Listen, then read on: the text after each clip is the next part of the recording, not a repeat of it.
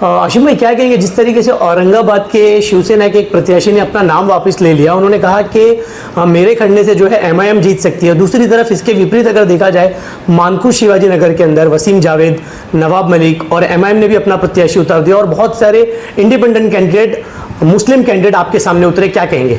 देखिए, ये सांप्रदायिकता है, नफरत है। ये मेरे यहाँ तो जो लोग आ रहे हैं उनको पता है कि वोट बैंक उनका नहीं है, और मैं 3 बार यहाँ मेले रह चुका हूँ। लेकिन ये सिर्फ और सिर्फ जब ये पता चल गया सांप्रदायिक पार्टियों को कि मुस्लिम लोग बहुत सेकुलर होते हैं, वो फ़िरका परस्ती या जो देश के संविधान के ख़िलाफ़ रहता है, उनके साथ नहीं जाते। मुसलमान तो वोट किसी को भी देता है, कोई वो देखता नहीं मुस्लिम है या हिंदू है, लेकिन वो सेकुलर होना चाहिए, संविधान को मानने वाला होना चाहिए। तो इन लोगों ने क्या सोचा कि अब जब मुस्लिम हमको वोट नहीं देगा तो उस वोटों को बंटवारा करो।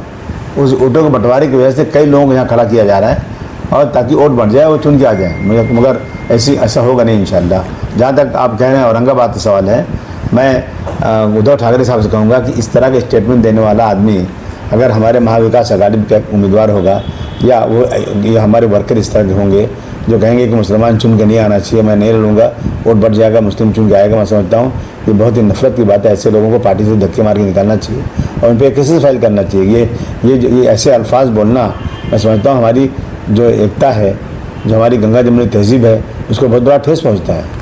आशिम भाई, जिस तरीके से विरोधियों द्वारा लगातार आपको टारगेट किया जा रहा है, नशे का कारोबार जो है धड़ल्ले से मानकू शिवाजी नगर के अंदर चल रहा है और नशा काफ़ी लोग यहाँ पर करते हैं, बेचते, इस तरीके के इल्ज़ामात लगाए जा रहे हैं। उसमें दूसरी तरफ अगर आपको देखा जाए तो आपने कॉलेज का मुद्दा जो उठाया, उसको लेकर भी आपके विरोधी जो आपको घेरते हैं, आपने कहा कि सरकारी ज़मीन नहीं है यहाँ पर, अगर ज़मीन मिल जाए तो मैं कॉलेज बना दूँ। तो इन सभी मुद्दों को लेकर क्या विपक्ष आपको जिस तरीके से घेरने का काम कर रहा है, जनता में इस पर कुछ बात बनेगी? मैं कॉलेज खोल चुका था, मेरा कॉलेज शुरू हुआ था इस उम्मीद के ऊपर कि उसका अप्रूवल मिल जाएगा, सब कुछ उसका हो गया था।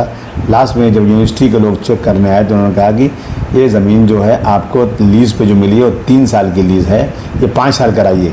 इसके लिए मैं मिनिस्टर के पास गया, मुख्यमंत्री के पास गया, मैं उसके बाद जो है जो इसके ज़मीनों के मिनिस्टर होते हैं, रेवेन्यू मिनिस्टर, उनके पास गया। उन्होंने 5 साल नहीं किया तो मैं उसको बंद किया हूँ। मैं इंतज़ार कर रहा हूँ कि मुझे ज़मीन कोई मिल जाए यहाँ पे जिसका जो लीज़ उसकी कम से कम 90 साल की लीज़ हो या 30 साल की सही लीज़ हो, तो मैं कुछ कॉलेज बनाऊँ। कोई ज़मीन मिल नहीं रही, कहाँ से बनाएंगे कॉलेज? और कॉलेज ऐसे मैं 3 तो स्कूल चला रहा हूँ, मैं अच्छे स्कूल चला रहा हूँ।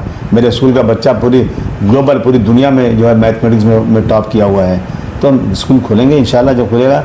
जहाँ तक रहा नशे का सवाल, अगर आपको ऐसा लगता है कि पूरे मुंबई में नशा सिर्फ मानकू शिवाजी नगर में होता है तो फिर बताइए आप मुझे, नशा कहाँ नहीं हो रहा है। और नशे के लिए मैं कैसे जिम्मेदार हो सकता हूँ?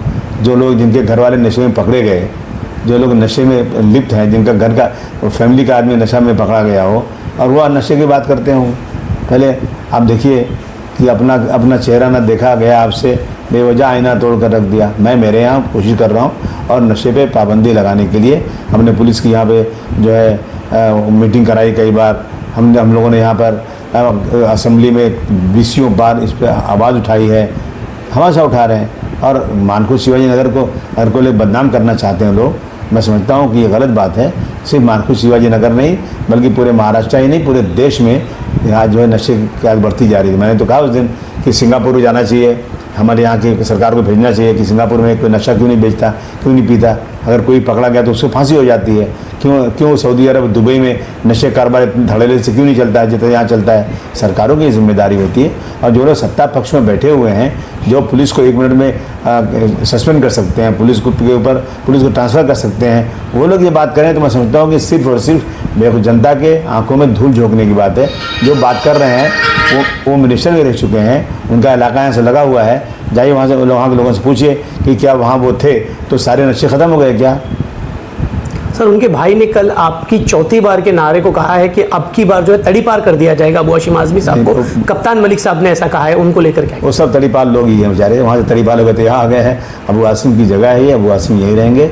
उनको जो अल्फाज निकालो। मैं ख़ानदानी आदमी हूँ, मैं कोई गलत अल्फाज ज़बान से नहीं निकालना चाहता हूँ, लेकिन जीत समाजवादी पार्टी की होगी। और आप खुद सर्वे कर लीजिए क्या हालत है यहाँ पे, बीजेपी को कैसे कोई वोट देगा? सर, अजीत पवार के कन्विंसिंग करने के बावजूद उन्होंने आपके खिलाफ जो नामांकन भरा और कल जो है उनको राष्ट्रवादी पार्टी ने ये कहा है कि आप यहाँ से लड़े मानकू शिवाजी नगर से राष्ट्रवादी के चिन्ह पर।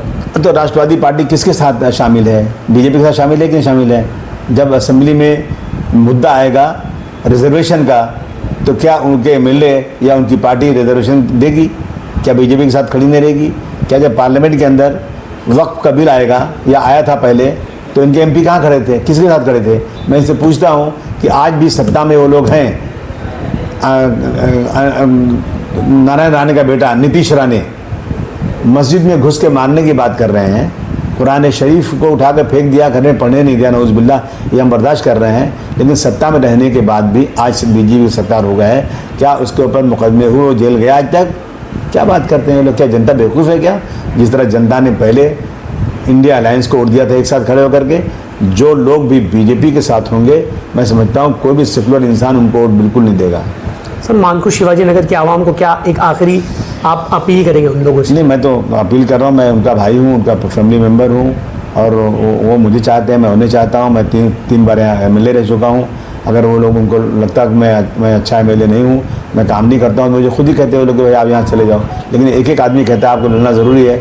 बस मैं ये गुजारिश करूँगा कि कुछ लोग आ रहे हैं बहरूपिया बन के, अपने आप को बहुत ज़्यादा होशियार बन के, लेकिन उनसे पूछिए कि आप मिनिस्टर थे, आप एमएलए थे, जिन बातों की शिकायत आप करते हैं, क्या आपके इलाके में ये चीज़ें ख़त्म हो चुकी हैं? अगर ये चीज़ अप्रूव कर दो तो बात करो आकर के। मैं जनता से अपील करता हूँ कि इन बहरूपियों के चक्कर में फंसने की ज़रूरत नहीं है। आप सब समाजवादी पार्टी साइकिल को वोट दीजिएगा, मैं आपका भाई आपके साथ खड़ा रहूँगा। धन्यवाद।